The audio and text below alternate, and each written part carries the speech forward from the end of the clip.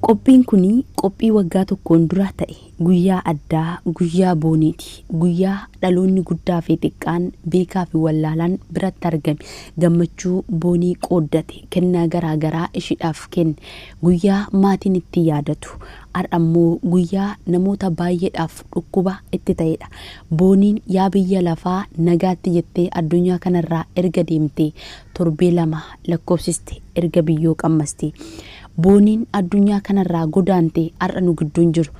Joosiin ishiin dhiistee deemtee dhukkubsatee owwallaalee garuu eenyummaa isaatti deebi'ee mana haadha abbaaf abbaasaa jiraachaa jira. Namoonni baay'ee gaafa maqaa joosiidhaan dhiigni kan sin dhaabbatu dhugaan tokko kan siniif hin galle waa tokkotu jira. Booniin guyyaa har'aa waggaa 22 ishii xumurtee 23tti eegalaa jirti.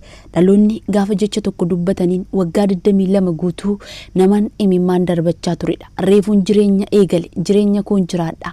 Nadhiisaa nama jechaa turtedha malee nama harka kennatti hin turre.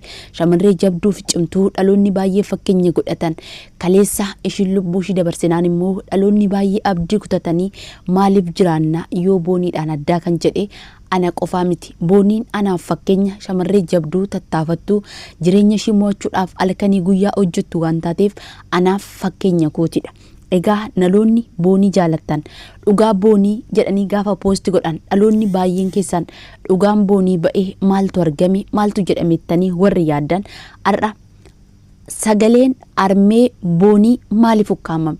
Armeen boonii guyyaa 2 gara sooshaal miidiyaatti as baafamtee turte. Garuu booda ni balleessan. Keessa koo kan nagube guyyaa dhaloota boonii irratti viidiyoo akkanaa sa'u kan na taasise Mubaarak Musammaa Amzaa akkasumas immoo mucaa tokkichoo jedhan tokkodha. Dhugaa boonii gaafa awwaalcha ishii boona qabannee tasbaana warroonni jedhanii sirni awwaalchaa gaggeeffame booniin biyyatti erga gad seentee hundumtuu afaan qabatee taa'e. Ishii duutee ilbaanyi malee inni lubbuudhaan jiru ni nyaata. Dhukkubsatus ni yaallama. Kufus namni akka qabee ni kaasa. Garuu addunyaa kanarra amma jirtanitti kan sin jibbus kan sin jaalatus kan harka sin rukutu. Gaafa gammachuu keessanii kumaatama sin biratti argama. Gaafa sin duutan garuu hundumtuu quba walitti qabee sin irratti haasa'a. Booniin kaleessa waggaa tokkoon dura osoo gaa'ilan godhatiin haala guyyaa dhaloota ishii kabajuu as keessatti arguu dandeessan. Hiriyaa tokko 2 miti. Hiriyaan ishii wajjin jiru. Hiriyaa 1000 shamarran dhiira. Kana bakka jireenya gadi bu'aa jijjiirama iffinnetti bakka gaa'ilan godhannetti lidatiin kun kan ishiidha taasifame jechuudha.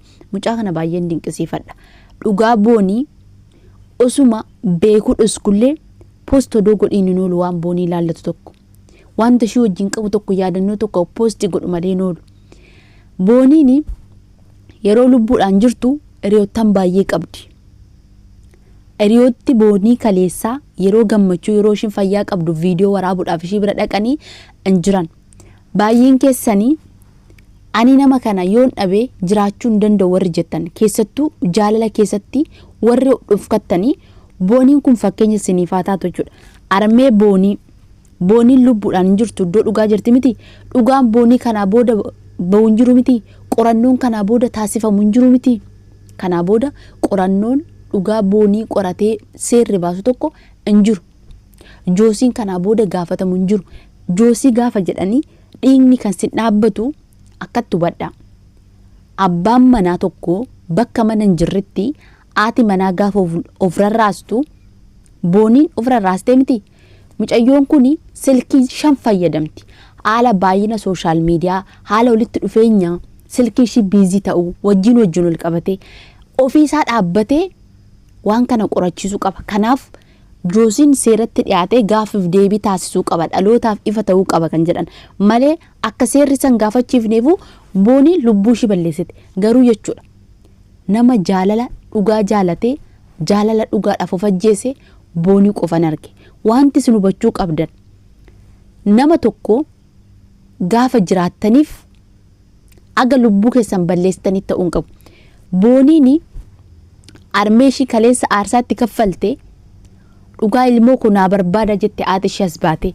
Sagaleen sun gaafa waraabamee gadi ba'u guddaa xiqqaatu boo'e.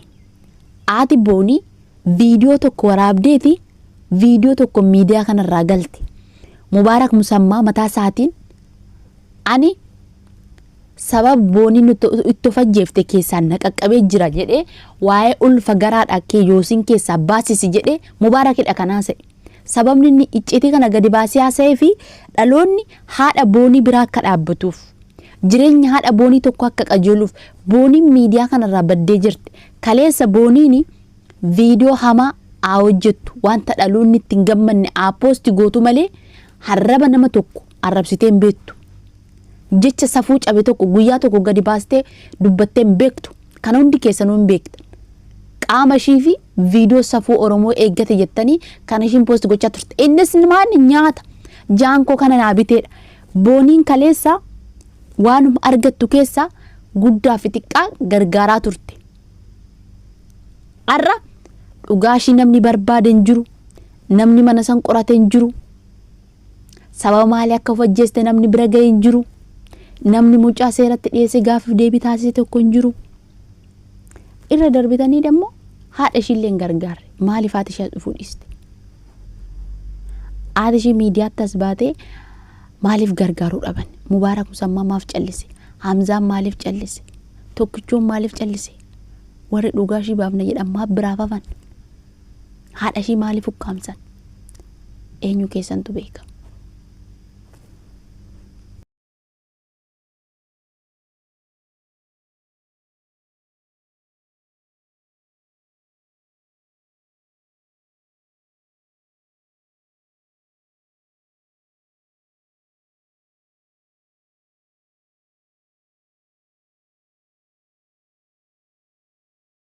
Hi family, akkam jirtu nagaa keessanii har'a immoo guyyaa dhaloota koo ilaalchisee wajjin oolla happy birthday baga dhalatte naan jedha. Achi jalqaba irratti mana rifeensaan deemee mataa koo miiccadhee achi kaaksii keessa mataa koo xaqallaltee nagashitee nan ba'e mataa koo fu'aa godhee qeensa koo duwwaasaa jeelii dibachuu barbaade na hojjetanii kuno haala kanaan babbareede nan ba'e. Anna mana beelloo wa'ii kattaa kan argamu baandaanaa kan jedhamu jira. Maaliif uffata bareedaa isaasiin kennu naan jettee na waamte. Innaa achin deemee bakki argama isheetii buraayyuu kattaa gadaa baankii irra keessa darbii lammaffaa irratti argattu.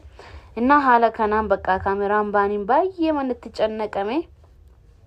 Ani qamisii uffadhee mana garaachillee suuraa kee hin beeku. Akka kanattiin bakka utuu na cannaquu kunoo asii dudda naquteera bakka gajjedhii suuraa kee malee naan jedhee. Haala kanaan bakka kakka'eeraa waaqayyoof galanna ta'uun jedha. Innaa ጓደኛን koo tokko si uffata waliin fudhannee turre maaliif ani isin ga'u jette lama taanee gaasii hudduu daddarbachuutti kaanee kanumaa jechuudha. Haala kanaan kunoo suuraa kakkaanee irraa fotoon keenya kana fakkaata. Akkamidha qamisiin irraan bareedu family. Warri dulloomtee taphoonni naan jettanii sakana nyaattu laashii. Lamaanኛው baga dhalattee happy birthday naan jedha. Isin jaalladhaa galatoomaa qamisiin akka kanatti boonii keessan irraa